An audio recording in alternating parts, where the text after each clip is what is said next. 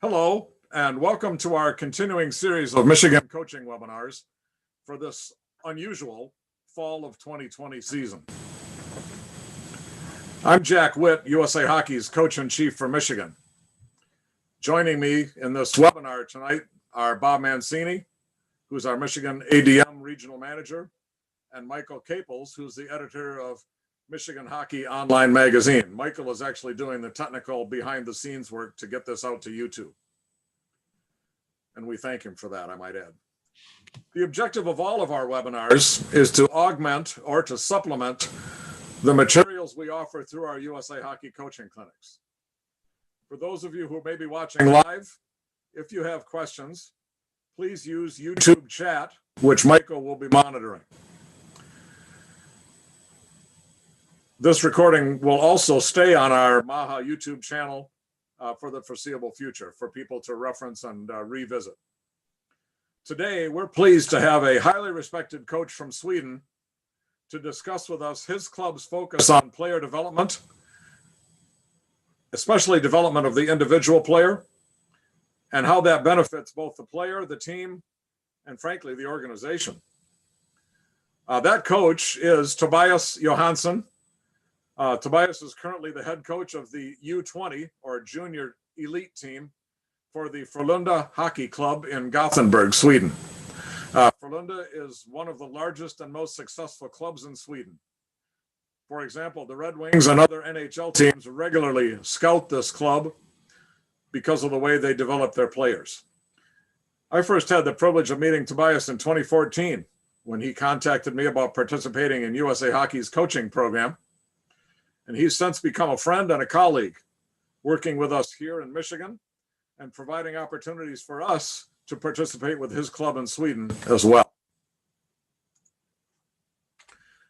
Tobias has quite a lengthy resume. I'll go through a few of the highlights and then we'll ask him to start out our program. Currently, as I said, he's the head coach of Frölunda's U20 Elite. He's been in that role. This is his second year. He's also the director of player development for the Frölunda Academy. That is their elite 16, 18, and 20 teams. Tobias holds the highest coaching certifications in both Sweden and the United States. That's our level 5. And I believe they have something that's similar to that, level 5. In 2019, with his U18 team, he won Sweden's national championship. And he's had the privilege of participating in a number of NHL and USA Hockey player development camps in the past 5 years. He's also an instructor at Swedish national team camps, and he's a frequent speaker at USA Hockey coaching clinics and symposiums. Tobias, I want to thank you for being with us tonight, which is really already tomorrow, your time. We really appreciate this participation with us. And I'd like to now stop sharing mine, and I'll ask you to pick up the program and run with it. Okay, it's all yours. Yep. Thank you, Jack. Thank you for that nice introduction. Before I start here, as Jack mentioned, I've been involved with USA Hockey for a number of years now, and I'm really glad for me being part of that coaching environment, meeting all the people, and at the same time, I want to everyone that watches this, making the most of it in these weird times, trying to become better as coaches and doing what we can, staying on our toes and develop us as coaches. As Jack mentioned, my presentation is going to be mainly about how we work in the Frölunda Hockey Club. We're fortunate enough to have a great youth program, a really good junior program, and actually pretty much the best pro team in Europe, actually. The biggest benefit for our organization is that we're allowed to have a long-term perspective in our player development process, and I'm going to try to walk you through that. As As Jack mentioned, I've been working with Frölunda for 9 years now. I've been fortunate enough to be at every level. Actually, I was the youth director 9 years ago. I've been working with the U16 team. I've been working with the U18 team. Now working with the U20 team, and also in charge of on how we want to run our hockey development education. And I'm happy that I've been able to work at every level, because you get the insight you need to become a better coach, and you learn a lot as a person and a coach working on every level. If we look at the Frölunda Hockey Club, we want to create the best environment for all our players, and it doesn't matter if it's learn to skate or it's our pros. You know, we want to have a mindset where we think of developing hockey players. It's not about winning games. It's about developing people and hockey players. At the same time, as an organization with all our staff, we want to be the best on what we're doing, and we're coaches. We can call ourselves coaches, teachers, instructors, leaders, but we want to be the best that we can be, and we want to be the best in hockey. And you know, Jack mentioned that we want one of the better programs in Sweden. We want to look at it that we want to challenge the whole of Europe. We want to be the best on what we do, and that comes down to developing hockey players. So one thing that we spend a lot of time on is it's easy to look at how everyone worked 5 years ago with developing hockey players. We pretty much know what's going on right now, but we want to look into the future and talk about what's a hockey player going to be like in 5 years. How do we develop development? How can we bring our program to be the best for our players? They are 10 years now, they're going to be 15 in 5 years, or if they're 15 now, they're going to be 20 in 5 years. So we spend a lot of time on trying to develop as coaches as well, in order to meet that future. The good thing for us is that we had a pro team coach, head coach, coming into our organization 8 years ago with a I don't want to say a simple philosophy, but it kind of is. It's a smart philosophy. And when we talk about hockey and how we want to play hockey in Frölunda, we talk about puck possession, attack, or pressure.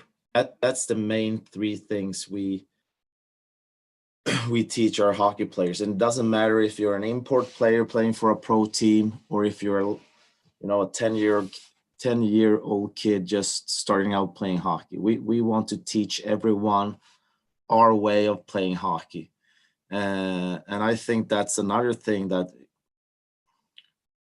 makes it easier for us as an organization or a program to develop hockey players, that we have players gather through around this philosophy, and we are fortunate enough to have them for years and years, developing them. I think it's important for everyone to know that the format in Sweden is that you pretty much start in one organization, learn to skate, and then you kind of stay in that program for as long as possible. And for us, in the ideal world, we have a player coming from learn to skate, going through all the way to our pro team. And the best example I have of that is, the Detroit Red Wings first picks this year in the draft, Lucas Raymond, going 4th overall. He started learn to skate in our program and played every year through the system. And so that's another thing we're fortunate to have, that you can stay within the program for a long time. Looking at the youth development program, because we separate our youth program and our academy / junior program. There are some words that we want every player or every parent to know. That's going to be really important for us going forward within the youth program. And the biggest thing for us is recruiting. We want to have as many kids starting playing hockey as possible. And another thing is to keep our kids. And I think that's our coaches' mission or biggest or most important job. How do we keep all our kids, and how can we develop that lifelong interest of hockey? It's not winning games. It's about having every kid loving hockey. Moving forward, just so you get an idea of how our youth program looks like, we have a full-time director, kind of managing. I think we have 80 or 90 volunteer coaches in our youth program. So we have one full-time director responsible, that they get all the information and all the help they need to run the different teams.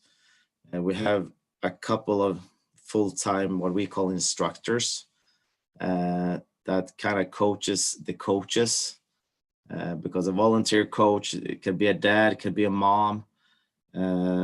Some have never played hockey, and we're okay with that, because the most important thing for us is that they're good leaders, that they can help the kids become better people, of course, develop as hockey players, but that's not their main job. It's the main job for a coach in our youth program is to make sure the kids having fun, so they can develop that long-term, lifelong interest. Our instructors' work, though, is to make sure that everyone follows the red thread. And by a red thread, I mean, as I said earlier, it's kind of like an education plan, going to school. You know, we don't have a coach coming in to our U10 team or U14 team, and they can do whatever they want. There is a youth playbook that we have. This is what we think you're going to work on for each age group. There are different tournaments. It's already decided at what age do you go to different tournaments, how many times a week do you practice. That's something the organization or the director managing. It's not up to the coach to decide how the education plan for each team gonna look like. And I think that's another benefit we have, that we can have that long-term perspective as an organization. And it helps us a lot, you know, having the players for many years, making sure they reach their fullest potential. Another excuse me, another part of our youth playbook is it's one part is how we want to play, and it comes back to our philosophy with always puck possession. We always want to attack with the puck, and when we lose the puck, we want to get it back as fast as possible by putting pressure on our opponents. So that's how we want to play.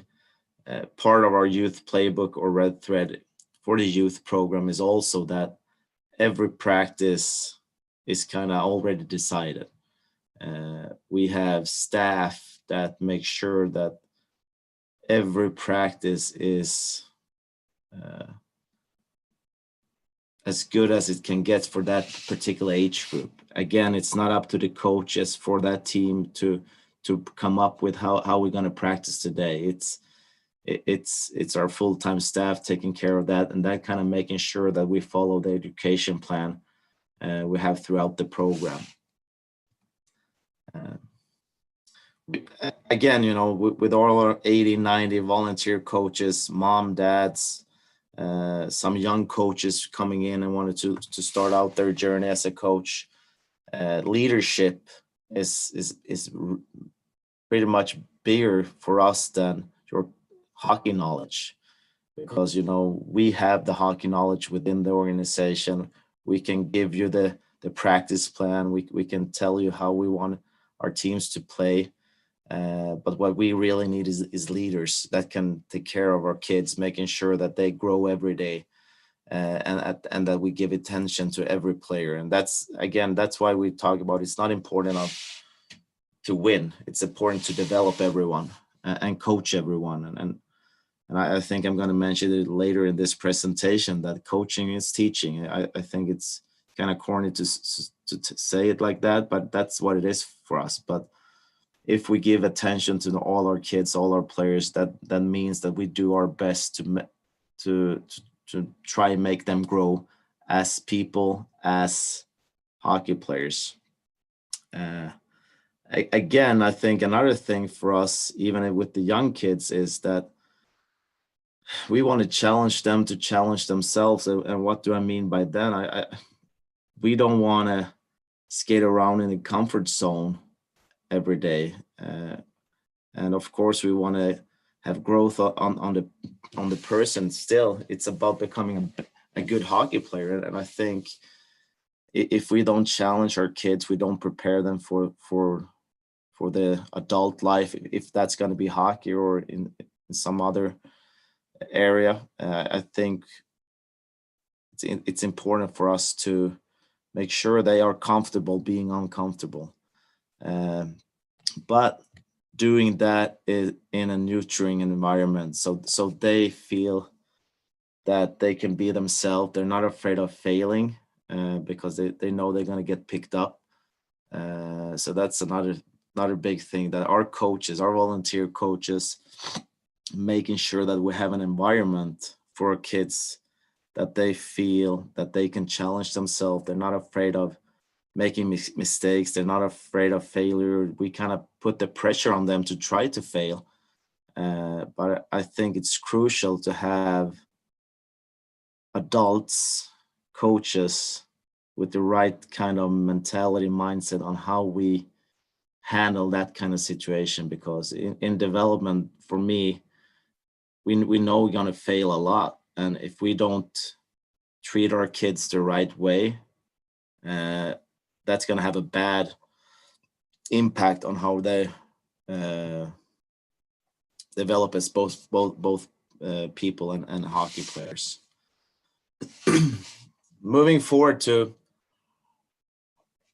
our academy, in the ideal world, we have a lot of kids starting out in our Learn to Skate program, and then they stay with the youth program throughout the U15.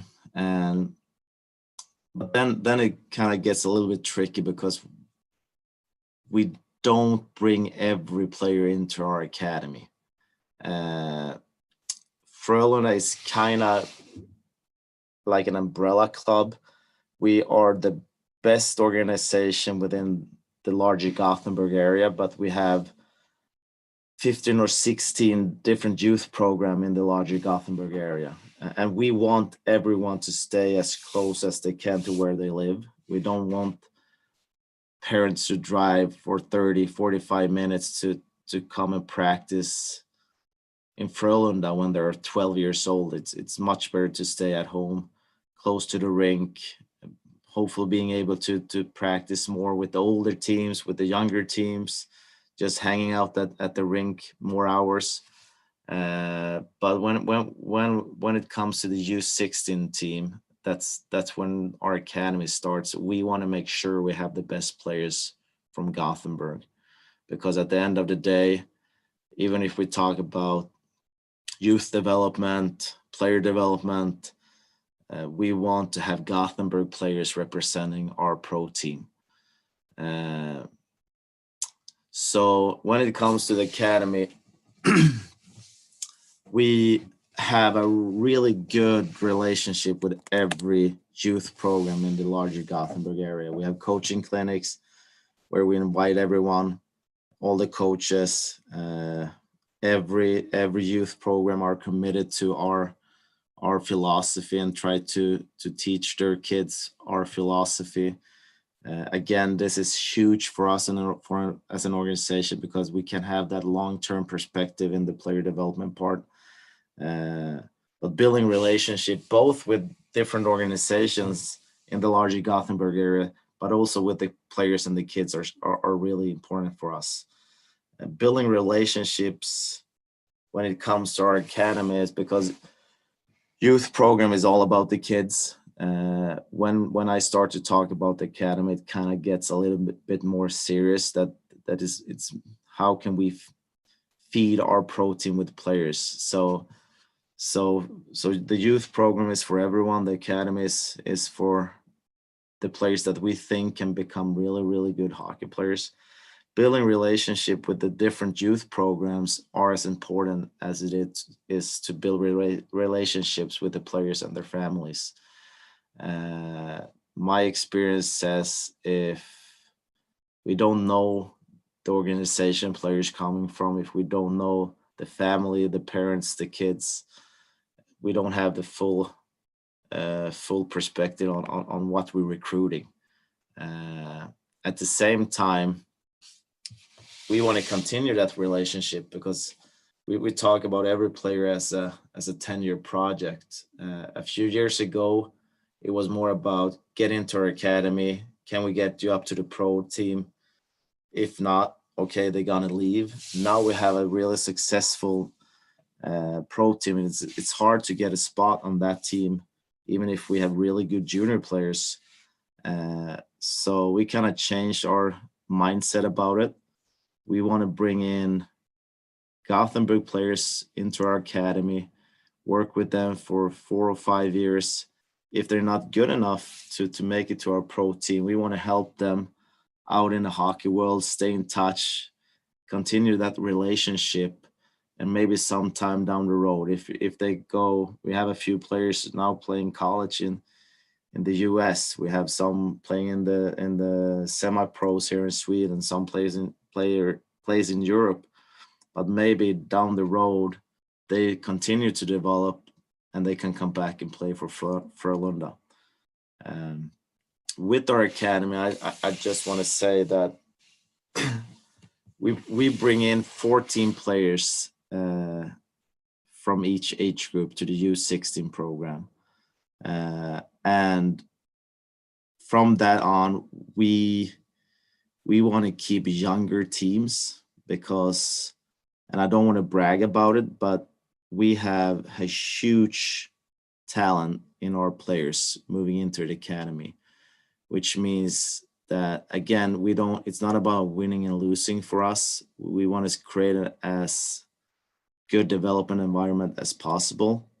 And we have that within our practice environment because we have the best players going at each other every day. But when it comes to games, in the past, we have had some challenging with we're winning too much. And I know it sounds weird because at the end of the day, everyone wants to win. But for us, it was kind of, our players didn't know how a challenging game, or they weren't able to they didn't get the experience of competitive games. We had and we still have a really competitive practice environment, but we want to have competitive games, and that's why we have younger team, kind of like the NTDP playing against college team to get more competitive games. There are still many good junior programs in Sweden, so I don't want to sit here and say that we're the only ones and we just play young teams, but because there are many good Swedish players out in the different junior programs. But for us, it has been important to don't recruit to be old, to have experience. Then we rather have the young teams getting that competitive game environment and challenging game environment, because we think that's better long-term from a development standpoint. If it was winning games for us, it would have been a different case, but it's developing players to the next level. And that's kind of the mission for us, and that's my job, making sure every player reach their fullest potential. It's not about putting a player into a role so we can win hockey games. It's making sure everyone we recruit, if it's an 8-year-old or an 18-year-old, our job is to make the most of that person player. Of course, within that, we want to move players up to the pro team. That's why we spend so much money and time in our youth program, building relationship with our youth programs in the larger Gothenburg area, because we want to have Gothenburg native players within our pro team.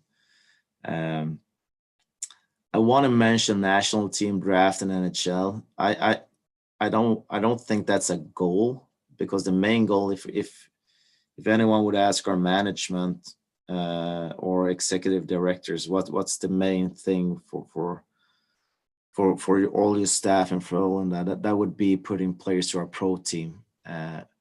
But since we're pretty good on doing what we do, we of course get a lot of national team players at all the levels from U16 all the way to the national team. We get some players drafted every year, and we get a few players that can move on to the NHL. But that's not the goal. That's the byproduct of having a great staff, having a long-term perspective, and are allowed to work with that long-term perspective, having every player reach their fullest potential.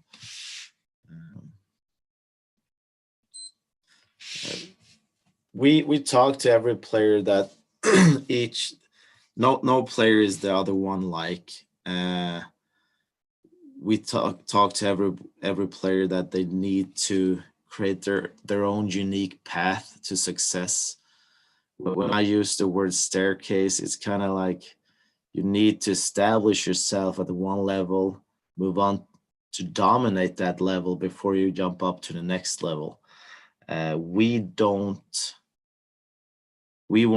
want players that are good enough to play at the next level. We want to develop players that are able to dominate at that next level. So that's what I mean talking about the staircase, because young players today, they want to play with older players. They want to move up. They want to play with better teams. And that's, we have some competition that's how they recruit. They promise, if you come here, you're going to be able to play with an older team, with a better team. That's not how we want to work. We want that our players stay at their own level as long as possible, or as long as we want them to dominate that level before we move them up. I want to say that every player on our U20 team today is good enough to play in our pro team, but good enough is not good enough for us. We want them to be dominating on that when they make that next step. For example, just using Lucas Raymond now, that's going to be part of the Red Wings, hopefully for a long time. He established himself in the pro league last year, playing 10 minutes a game. This year he's playing up to 20 minutes, playing on the power play and starting to dominate that level. I think he's good enough maybe to make a few shifts in the NHL for the Red Wings, right now, but I don't think that's not what Frölunda wants. That's not what the Red Wings wants. That's not what Lucas wants. He wants to be able to dominate when he makes that move, and that's why he's going to stay a little bit longer here, I think, before he goes. We talk about a learning zone and performance zone, and the easy way for that would be, learning zone for me would be practice, performance zone would be games. I know, and I've talked to Jack about this many times, we're talking about the ratio between practice and games. And I know for a fact that in the US or in Canada, you play almost more games than you practice. I thought a few years back that we didn't play as many games. We still play we play many games, but we practice even more. I think as coaches, we need to have a different mindset talking to our players if we're in the learning zone or the performance zone. And my example would be, as an artist, singer, songwriter, going up to a stage in front of 100,000 people in the crowd. You don't try new chords. You don't try new lyrics when you're on the stage. You're doing that in the garage, trying to create new songs. That's the learning zone. So for us, it's the same. When we are in the learning zone, when we are in practice, we challenge our players to try new stuff, try to figure it out, try to make tough, hard decisions, and they're gonna fail a lot. But when they come to the concert or the game or the performance zone, they need to be sharp, they need to perform, and they need to bring the best what they have right now. But then they can go back to the learning zone, practicing and develop and become better.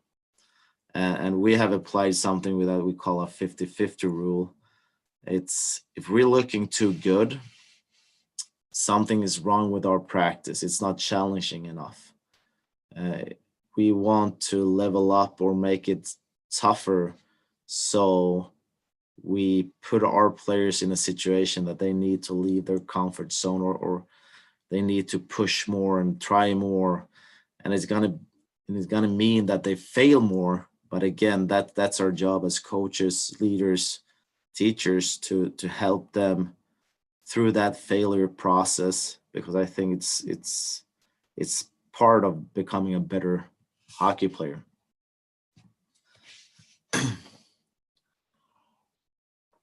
Again, leadership. I think leadership is it's even at our academy level, talking about the U20 team, U18 team, U16 team.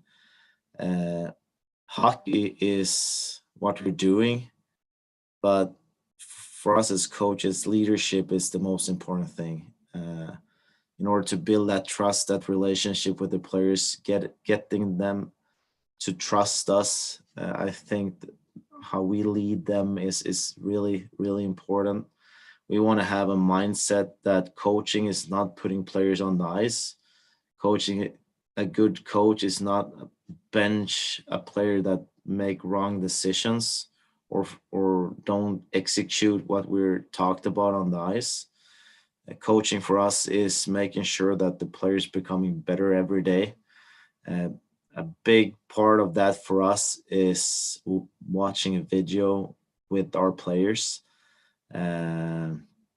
We have a saying that we meet through the video, because we want our players to tell us as coaches what they experience in different situations on the ice.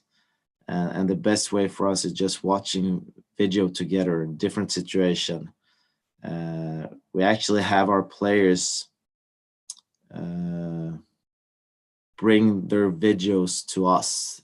If we play 2 games over the weekend, we want our players to bring us 4 highlight clips and 4 coachable clips where they ask what they should have done differently, and then we can talk about it. And this is something we've been doing for a few years, and having the players bring the video to us, for me, that's one of the best things that have happened, because I know the kids are watching a lot of video because they want to bring good clips to the coach. At the same time, they know what they walk into in that video meeting, and they are kind of in control. And a big thing for us is that they actually have highlight clips with them, so they can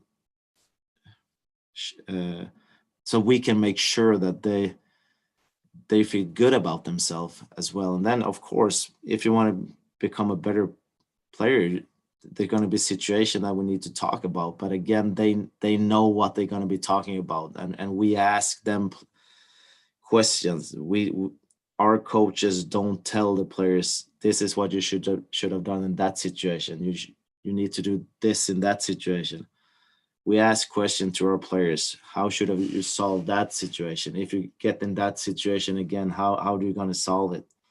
That this has been a really good thing for us, building on that trust relationship factor, and also we can see development in our players. And a central, the biggest thing for us is our players. If we don't have the players, we don't have any teams, we don't have an organization, and we're not going to be able to win games. And this is just a few players that I've been able to coach for the last 9 years. Of course, I didn't coach Gordie Howe and Steve Eiserman, but that's my point of how the players have changed. It's a different sport today than it was 15 years ago. And it's a different sport because the players have changed. They are faster, they're stronger, they're more skilled. And the kids are just different than the kids were 15 years ago. So that's our job as coaches, to kind of meet that future, because as I said in the beginning of the presentation, if you want to be the best on what you're doing, and that's what we're doing, we're hockey coaches, we need to look into the future. How do we going to coach? How should I coach Lucas Raymond so he can be that star player for the Detroit Red Wings in 3, 4, 5 years? And again, I think one of the biggest thing for me in this presentation, so everyone gets to know how our program works, is that we are not evaluated on wins or losses. Our job is to educate players so they can reach the next level. And again, it's not having players that are good enough for the next level. Our job is making sure that they reach their fullest potential, that they have growth every day, that they become the best part of what they can be. And that's going to win us hockey games. We, as an organization, want to be the best on developing players, because that's going to help us winning hockey games, because we're doing a better job than our competition. I've been mentioning it a few times, but the biggest mission is growth every day. I think a lot of coaches start evaluating players, start to talk about he or she is like that. We could use he or she in that role. And I've been talking to our staff, or my staff, for the last 2 or 3 years. Our job is not to be standing on the ice in a practice or on the bench in a game evaluating players. That's our management's job. That's the scout's job. Our job is to make sure everyone adds a little bit more every day. And again, and I want to be clear on this. It's when we talk about, it's not about analyzing how we play. It's analyzing how our players played. By that, I mean, it's so easy for a coach, and I'm like that, okay, we need to look on how our power play setup look like in order to win next game. We want to work away from that. We aren't there yet. I want us to be there in the next few years, that we talk more about how our players played than how our team played. Because again, it's about having our players becoming better, getting the chance to make the jump to the next level. And I firmly believe if I focus on only focus on how the team plays, that this is how we play in our D zone, this is how we play in our exits, this is how we play in our zone entries. I forgot about the players. We want to be an organization, we want to have a staff that are more focused on the players, because if we have players becoming better become better on executing on the ice, become better decision makers, we're going to have a better team. So then I don't need to think about how our team played, because the players taking care of that for us. Again, you know, I mentioned the 50-50 rule, and I talked about that we want to challenge our players to leave their comfort zone and test their limits. And the most simple example for me would be, you know, I don't play Xbox or PlayStation, but I can imagine how it is. You know, you want to go to the next level, and the next level is a little bit tougher. So it's challenging, but it also, something happens with you that you want to make that jump, and you want to be able to you know, become better on what you're doing. And again, for us, if we're looking too good, we know something is wrong. If I playing PlayStation and winning with 10-0, it's really fun, but I'm not becoming a better PlayStation player. So we want to create an environment that we pretty much fail 50% of the time, because then we know it's challenging enough for our players. Another big thing, and again, we make mistakes as coaches as well in our organization. So many things I'm talking about here is what we're working towards becoming, how we want to be in the future. And one thing is that we want to coach our players to achieve things on the ice. We don't want to coach them to avoid. An example with that, how do we play over the puck, with the puck? We don't tell our defense. Everyone talks about the Swedish defensemen, and we have a few coming from Gothenburg, you know, Rasmus Dahlin, John Klingberg, Erik Karlsson, to mention a few, but we don't ask them when they're 10, 12, 14, or 16 to ship out the puck, glass it out. We pretty much demand them to make a play to achieve something, not to avoid losing the puck. The same thing goes for our forwards going through the neutral zone. You know, I've heard it so many times: ship it down low, dump it in. But the best players, they don't want to give away the puck, you know, and we want to develop the best players. And I think everyone should want to develop the best players. And if we as coaches ask them, or if we coach them in difficult situations to play to avoid a puck loss, a turnover, especially at the younger age, I don't see how they're going to be better. I want to challenge every youth coach, junior coach, to coach their players to achieve stuff. And of course, we know they're going to mess up, and we're going to have discussions with them. We're going to look at the video. Me as well. I'm not satisfied. I had one of our best players born, or 3 bad turnover on Sunday when we played a rival team. Of course, I got frustrated, but I'm never going to coach him. Next time you get in that situation, you dump it in. You need to become better on handling that situation so it doesn't happen. So I want to challenge everyone, especially youth coaches, you know, coach the players to achieve stuff, especially with the puck. And another thing there, I think, is how do we talk to them?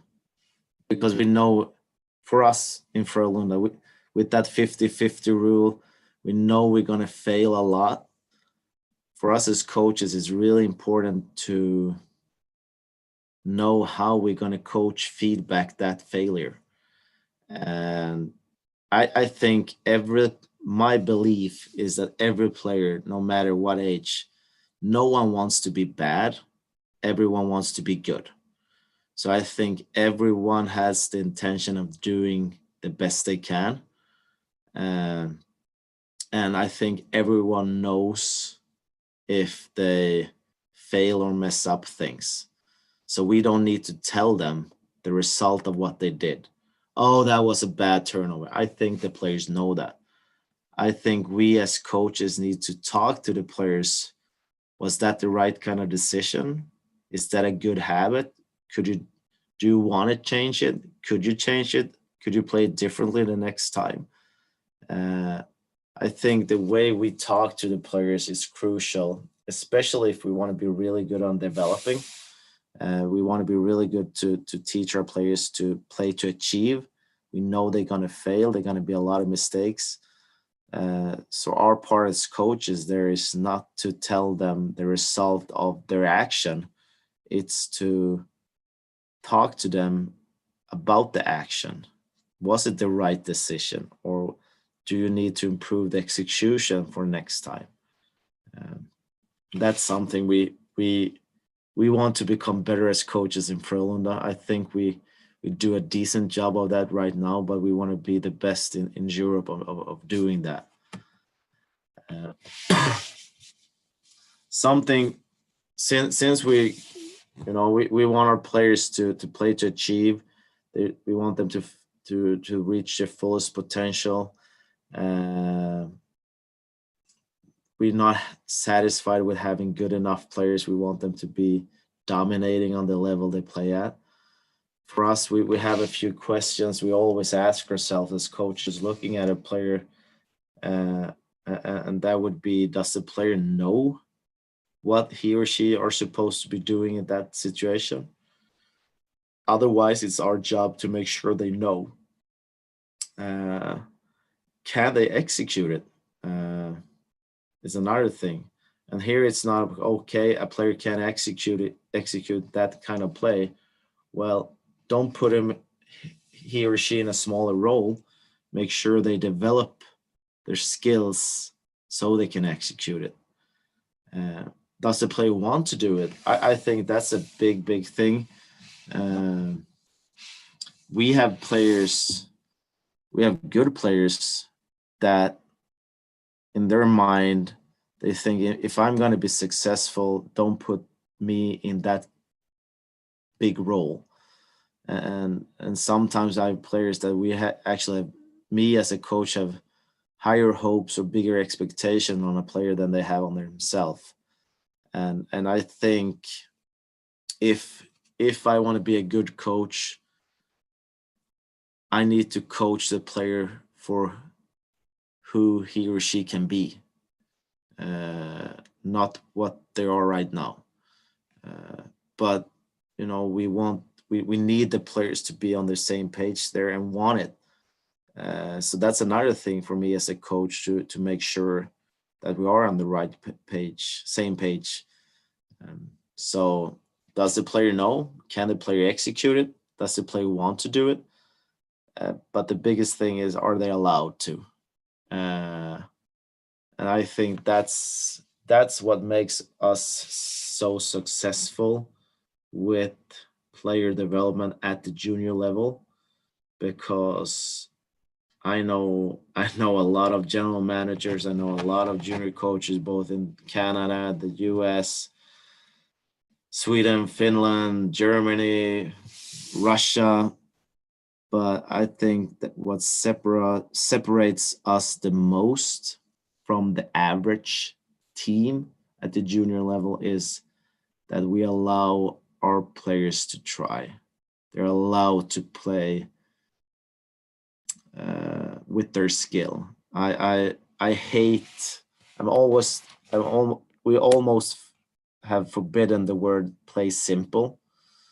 We use the term smart, but at the same time, at the 16, 17, 18-year-olds, if we limited our players in that age, we're never going to be a good program on developing players. We need to challenge them, and we have to have an environment where they're allowed to try. So for us, we talk a lot about, we want to meet the future. We want to be first through the wall when it comes to player development. And what is a good hockey player? And for us, it's kind of come down to three things. And effort, I think everyone knows, everyone wants to be a hardworking blue collar team, putting in all the effort. I think that, people, coaches knew that 30 years ago. So that's kind of something. If you don't bring effort, you're never going to be able to reach your fullest potential. Execution would be skills for me. Being able to execute. Are you able to execute difficult plays? Do you have the skills, playmaking abilities? So execution would be for me, the new kind of player, as we had some pictures on early on, because they're faster, because there are a lot of strength and conditioning coaches out there. They're faster because there are a lot of skating coaches out there. They're more skilled because there's so many skills coaches out there. But where we are right now, everyone brings effort. Everyone are skilled. Everything is so fast. But can everyone play fast? And play for us, or for me, is making decision in a fast game. And you need to make a lot of decisions every time you're on the ice. And I think that's something we have started to look into. We play with words, playmaking ability, or is it decision making? What's the difference? That's why we play so many small area games, because we put the players in situation where they need to bring effort. They are allowed to try their skills and execute it, but there are built in so many decisions. I don't have the number, but there are a lot of decisions being made for every player every time they're on the ice. And I think that's something we need to become better at as coaches moving on here in the future. It's not telling them, the player, what they're supposed to do, but making them better decision makers. Because even if you're skilled, sometimes you need to make the smart play for the team. We never want to play simple, but sometimes you need to play smart. And I think here's a huge potential for us as coaches. How can we become better on teaching decision making? And I want to be really clear on one thing. It's not about telling the players what they are supposed to do, because they need to figure it out, or we need to watch a lot of video or talk about what kind of habits or they are using. But I think this is something that's going to change hockey in the future, because everyone, again, bringing effort, everyone is bringing skills. But what separates the best players from the average players right now, is the decision making. Everyone can skate fast, but everyone can't play fast. And playing fast for me is making fast and good decisions. And me as a coach, you have American football in the US, you have basketball, you have baseball. I think that's going to be your three biggest sports. And excuse me for saying this, but they're slow sports. Having the coach being able to tell the players every time what they're supposed to do. LeBron James going down the court, it's, the coach can gel what kind of play they're going to do. Bill Belichick, New England Patriots. He can't tell Tom Brady anymore, but he could tell Tom Brady for 20 years what kind of play he should play. But hockey, it's too fast and it's too loud. I don't think there is a coach on the professional level that can reach their players on the ice during a game. The players need to make their own decisions, and that's why I think it's huge for us as coaches. So that's going to be the main thing moving forward here for the next few years. And being a youth coach, being a good youth coach, you know, help our kids being hardworking, help them being as skilled as they can be, but also helping them making decision and learn to make this decision instead of telling them what to do. I'm just gonna go through quickly here how we talk to our players. We divide up the ice in seven different areas, and this would be for the forwards. And if I hope you can see my arrow here, zone 1 would be the exit. I have heard coaches saying so many times, okay, we have trouble with our exits. Okay, do we have 20 players on the roster having the same kind of problem? Or does our exit look bad because we have 3 players struggling? Or are they struggling with the same kind of stuff?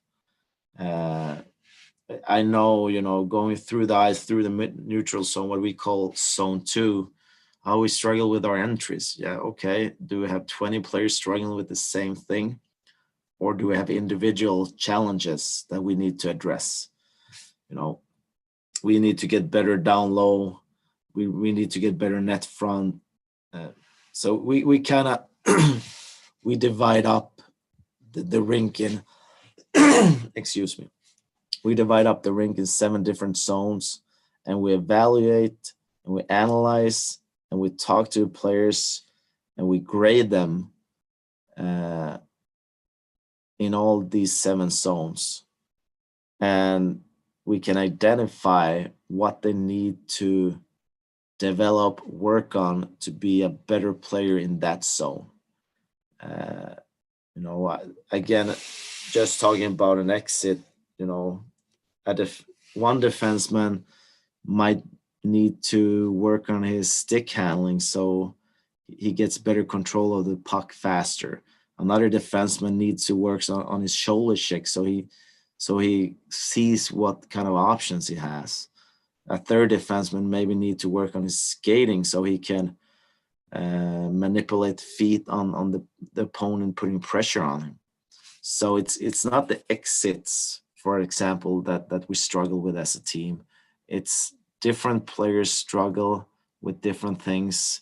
They have different challenges, and that's what we as coaches need to identify and then help the players become better with that kind of habit, that kind of skill, and that's going to make the team better.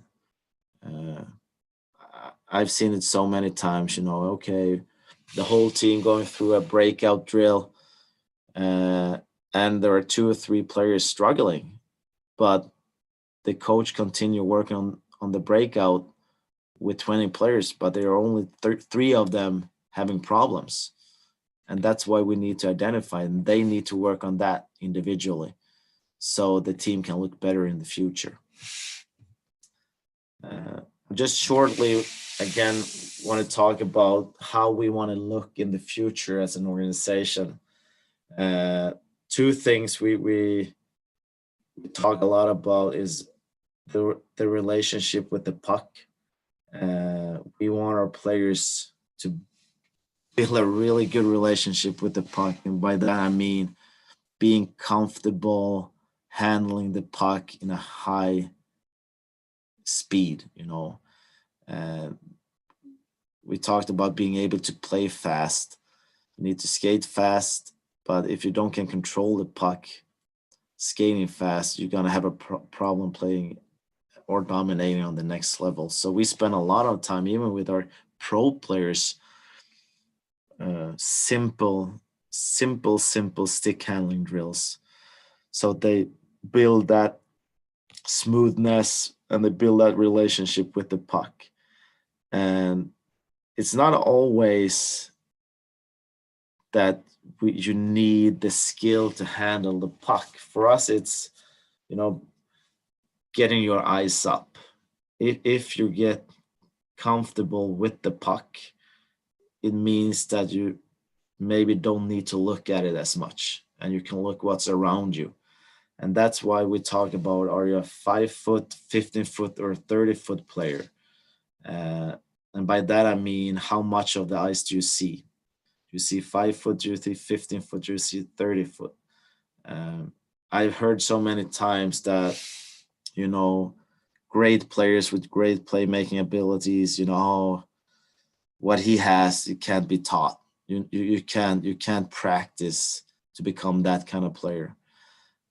I think everything can be practiced.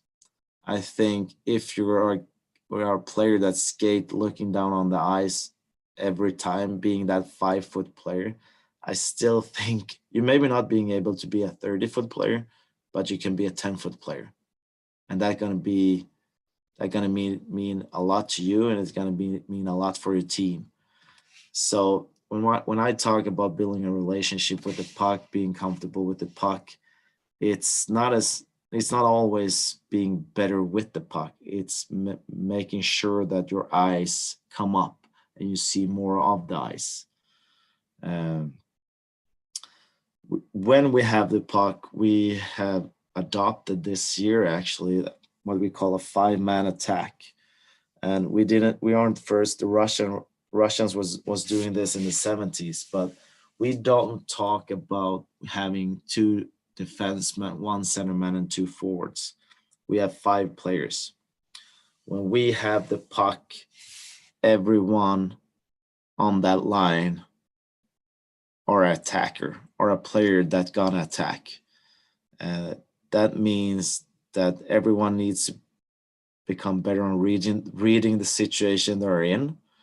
But everyone, we don't want to have defensemen staying on the blue line. We don't want our centerman standing in the slot being that third high guy. We want puck movement. We want player movement. Of course, we want different areas. We want players on different areas, but we don't tell the players that you need defensemen, you stay on the blue line. If we have the puck, we push our players to play fast, and that's going to mean puck movement and player movement. And this is an ongoing project right now, still challenging to asking players. Not every defenseman likes to jump down from the blue line, but we want to try, how can we become a better offensive team, not talking about position, more about the situation you're in and play that situation. We don't tell the players exactly where they need to be. We tell them that these are areas that are really good if we cover. If we can cover them with awareness and movement, that's going to be really good. And again, I think if we have a good relationship with the puck, if we have players that constantly gets a little bit better on seeing the ice, I think we can develop our 5-man attack as well. And then when we lose the puck, when we don't have the puck, our philosophy, as I showed in the beginning, is pressure, get it back. I actually don't like always pressure, because it's always get it back. And we are playing man on man without the puck all over the ice. And if I was coaching a game with my life on the line, I'm not sure I would have used. I'm gonna use man on man, coverage. But as a development, we think that's the best way. Having players taking responsibility over their situation. So it's challenging for the players, and there's a lot of mistakes just looking on at our games. Players missing their guy, but again, we think that's the best way of educating players, being aware of what's going on and taking more responsibility of the ice. on the ice. Final slide here.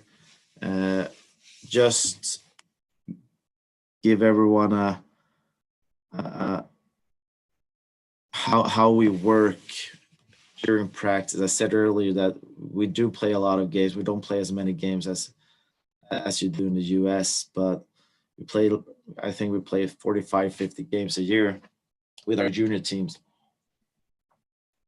And then we practice a lot, and we divide up our practice a little bit differently. We have morning skates for our academy teams, for our junior teams 3 times a week. That's individual. That's when we work on the ABCs. You know, it's really important for us. I don't care how good you are. You can always improve your skating. You can always improve your stick handling. You can always improve your passing and receiving and doing it in a higher speed, higher pace. You can always work on your scoring, shooting. So that's something we never stop doing. I'm not sure Roger Federer or Tiger Woods. Let's say Tiger. I don't think he stopped working on his 7-iron when he was 25. I still think he works on it every week. So why don't we work on our skating, passing, receiving, stick handling? We divide up in the mornings as well. You know, I just said that we want to be a 5-man unit, that we don't have centermen, forwards, or defensemen. Of course, we have forwards and defensemen because we want different players in different situations. So we divide up that as well. You know, defensemen, they need to work on different habits. And forwards needs to work on different habits. This is also something we do in the mornings individually. That's coming back to kind of what I was talking about here. What do you need individually in different zones? You have been working on your skating, your stick handling, your passing, receiving, your scoring. Okay, now we have identified that you need, as a defenseman, you need to work on your shoulder checks, retrieving a puck in your own zone so you can become a better player in our exits, for example. Something we have started today, this year, is we're talking about your profile. We have always had something we call an individual development plan, long term. You know, you're 16 years old now. Where do you want to be when you're 20? Now we have one time a week, every Friday morning, we have something we call your profile. What do you need to work on for 35 minutes today to become a better hockey player tomorrow? And this is something we want our players to own. We want them to be involved in the decision making on what they think they need to work on. What we have actually been doing here is that we've gone from, you know, working with the ABCs or defenseman forward practice for 60 minutes. We've actually been doing the profile practice in 30 minutes, but we have learned from the goalie coaches that, because it's always one goalie coach and 2 or 3 goalies, and I always thought, why can't we get that with our players, because we're talking about the individual part of it. So we actually, okay, can we do that for 30 minutes a week? Can we have smaller groups? It's going to mean that we take away 30 minutes of ice each week, and we don't like that, but we think, and we can see that the quality of that 30-minute ice has increased, because there are 2 or 3 players that they need to work on the same thing. They want to work on the same thing. And only one coach talking to them can have the iPad on the ice, filming them. So that's something we have added this year that we really, really liked. And I think we're gonna continue and even develop further. Then team concept, you know, every afternoon, we work with the team. I don't like to use the word structure, but of course we have some kind of structure. Everything we do, we want to come back to our philosophy. Do we play with puck possession? Do we play with attack over the puck? Or when we lose the puck, do we try to get it back with full ice pressure, playing man-on-man defense? That's something we need. That's something we work on in the afternoons. And of course, we have, different setups with our exits, with our entries, how we want to pressure, how we want to backtrack, how we want to defend. But the big thing for us is the player development. It's the ABCs. How can you become a better defenseman? How can you become a better forward? How can you be better individually? Because if we work too much with one team, I'm not sure the team's going to be so much better. But if we can work with 22 players within that team, I think the team's going to be better when every part of that team becomes better. So that's the mentality we want to have. The only thing that I kind of missed in the presentation here, because I'm coming to an end, Jack, is that, wanting to develop decision makers, wanting to be able to teach our players to play fast. Small area games is the best way of doing that. And 50% of all our on-ice activity for our youth program is small area games. So let's say, I'm not sure I'm right on the numbers here, but let's say a U12 player is practicing 3 times a week, an hour and a half at a time. That is 4.5 hours on the ice. And that means it's pretty much 2 hours and 15 minutes of that time going to be small area games. Putting the players in the situation where they are forced to make decisions. And if we have good coaches, and I think we have, they don't tell the players what they're supposed to do. They ask them why they play differently in different situations. They teach them to become better decision makers. And the good thing with the small area games is that you work on your ABCs because you're skating, you're passing, you're shooting. And if you're a really good coach, you can also throw in a few team concepts within that small area game. So that's the only thing I didn't spend a slide on talking about, but small area games is huge in our program, from learn to skate all the way up to our pro team. And with that, Jack, I think I'm done. Thanks, Tobias. Really well done. And a great closing picture. Thank you. I've been watching the YouTube. We don't have any questions for you. So because it's 2:15 your time, I think, right? I think we should let you call it a night. Yep. Thank you. But your work and your friendship is really appreciated. I really look forward to the time we can be together again. So until then, be safe and have a good season. We'll see you soon. Thank you. Thanks. Take care. Bye-bye.